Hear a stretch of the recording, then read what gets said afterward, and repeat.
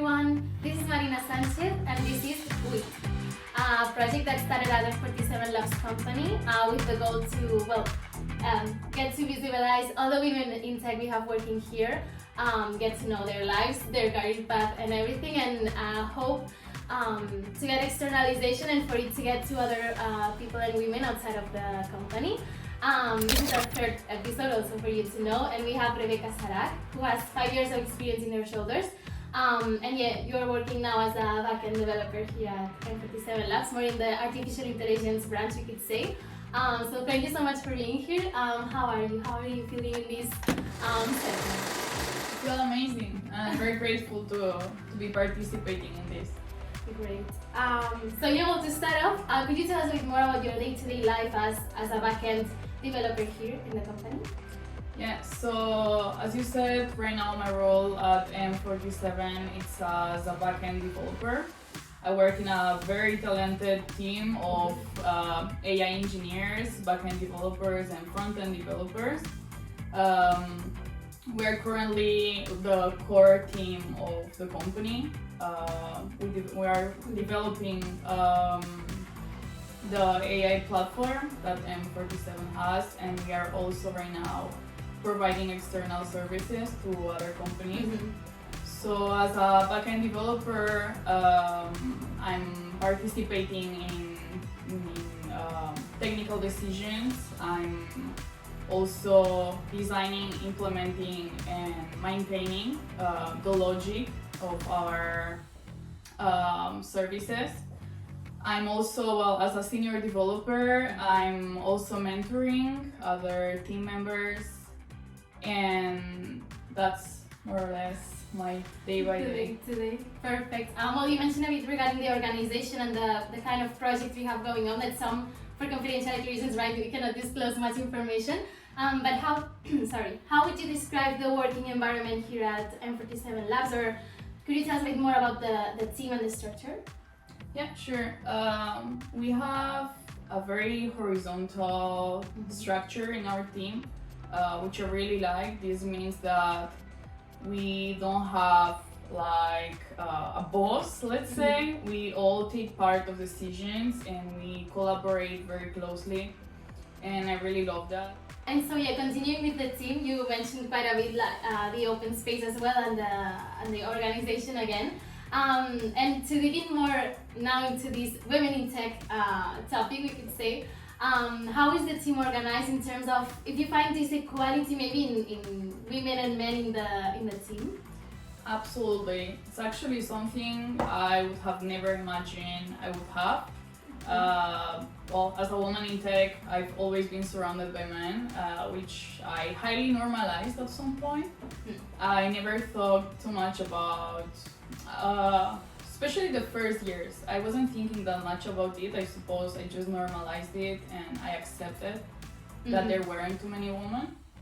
But especially in my last year, I became very aware of this, and I started having the feeling I would like to have more women around me, and that I have always kind of lacked that feminine role and that feminine energy around me. And also related to this, do you feel that maybe there is some kind of difference, or we could say even discrimination, regarding how the tasks are organized or how the projects are organized based on the gender of a person? Like maybe more in general, not just in the company view. Yeah, personally, as I said, I feel like at some point I just normalized that I had to work harder and push more. So for a very long time, I was thinking I wasn't struggling or I wasn't confronting issues because of gender differences. But that doesn't mean that they didn't exist or that they don't exist. And as I said, for the past year, I've become more aware about this topic, and I realized that I actually did, not only as a woman, also as a young woman. I think that's an extra difficulty added. And I suppose you can see these small differences in very small details, as when you have to get responsibilities, or when you have to take decisions, how people listen to you, or how they refer to you, because they can also see you, as I said, as a young woman without too much experience. So your decisions doesn't have that much power sometimes. And yeah, what you were mentioning also too, that we tend to sometimes minimize, the actions, or these kind of things we see. So it's interesting also to see some other different points of views regarding this. And you also mentioned the point of being young and successful in these tech careers, which is something that I also want to get on. So it's kind of your background. As I mentioned, you have 5 years of experience, such different working environments, we could say, and also I want to know your experience as a woman and studying web development, your point of view, and how did you feel in a path that is maybe more centered in men. So honestly, I would have never imagined I would end up in a role like this. Why? Mainly because, well, I always knew I could end up in a technical job, because when I was a kid, I loved maths, I loved physics, so actually there was a high potential I could end up in a technical job. But regarding software, well, now things change, but at least when I was in high school, nobody ever talked to us about this. So for me, it's been, especially at the beginning, kind of like a discovery path, and also self-discovery path. At some point, I decided I wasn't going to study uni, and the options I had, one of the best ones was this. So when I was researching, I found out about, it's when I started finding out about software, about what does it mean. And honestly, when I started studying it, I ended up doing a higher certificate. When I started studying it, I thought I was going to become a hacker. Honestly, like those were my expectations. Like, wow, it's a whole new world. I'm going to be a hacker. Who knows? And that's why I'm saying it was a self-discovery path and discovery path. When I still saw myself studying this, it was absolutely not what I was expecting, but I liked it. I liked it because I always liked, as I said, science and maths, so it's quite related to it. And then through my experience, when I first started working and I started discovering more, I realized I actually like this. Nowadays, I really like my job, and that's more or less my path. So as you were mentioning, you have a lot of experience in different kind of companies and working environments. And I wanted to know if throughout your whole career path, right, if you have ever felt some kind of discrimination, maybe in this tech world, for just being a woman. Honestly, well, as I said before, for a long time I wasn't that aware about this. I suppose I just normalized so many things and that I had to work hard. But that doesn't mean that I didn't have challenges. Actually, not only as a woman, also as a young woman, I realized and I can see now that at the very beginning I was struggling more to tell my opinion, to maybe take decisions. I was seeking more validation, and many times I felt that my power of speech wasn't that big. But I've been also very lucky that through my path I met people that really believed in me, and that's why nowadays I'm here. And you mentioned quite some things, so also getting back now to software being something quite new. Although, well, as you may see, we are quite young, so it's also something that may surprise us, knowing that software, maybe 10 years ago got the hit, as well as artificial intelligence, everything related to this, and and ChatGPT as we all know it and may even use it. So regarding this, I wanted to ask you, about the use of these artificial intelligence tools like voice assistants, chatbots. Is it okay to use them in the workplace? Is there a way to connect both worlds of software and artificial intelligence? Definitely. Actually, ChatGPT has become a daily tool. Like, it's already like one more daily tool I'm using, especially for research, for answering small questions, technical questions I may have sometimes. It makes it so much easier and faster just to ask GPT, and I save myself so much time of research, of reading blogs or articles. So definitely I think AI has made a huge impact. Yeah, life-changing, and it makes life easier, as you were mentioning.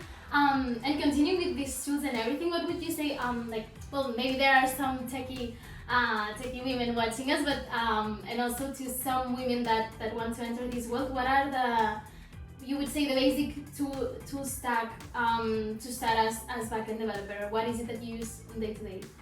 So currently my main tech stack is C# with .NET. So for me it's very important Visual Studio. That's my main daily tool, Visual Studio. Eventually Visual Studio Code, but I would say that's one of the main ones to know. And that C# is one of my the technologies and programming languages I'm working with. And besides that, well, we also use services from the cloud. We mainly use Amazon Web Services, and also eventually we use Azure. So there you have the basics of backend developing. Thank you so much.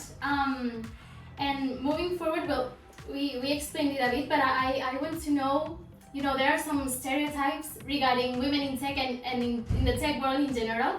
So I wanted to ask you if you have found yourself maybe trapped in some of these stereotypes, or false ideas that people make of this world. That's actually one of my favorite topics, because I think there are so many stereotypes around the tech world, and I think they are even more intensified when you're a woman in the tech world. So I would say mainly some of the main ones are that you should have certain hobbies, or look in certain way, or have certain personality if you are in this industry, and I think that's absolutely not true. Thank you for your explanations and your answer, because this is something that I feel like is somewhat intrinsic inside all of us, that we associate, as you mentioned, some kind of personalities or some traits to different industries. So it's interesting also to know your point of view and your experiences. Getting into the tech world has they're nice things as well as they're not so nice things we have been mentioning. But to finish off, what is something that you would recommend someone that also wants to enter into this tech world, or maybe aspire to have the backend world that you have now? Honestly, just do it. That's my main recommendation and my main tip. If you feel like you're curious about it, if you feel like you want to do it but you are unsure, just do it. I think everything is a self-discoverment path. You may end up liking it, loving it, maybe not, but if you don't try, you won't know. Of course, and also the importance of believing in yourself, also you were mentioning. So perfect. Thank you very much, Rebeca, for being here and taking up this talk with us. And we will see each other on the following episode. Thank you so much.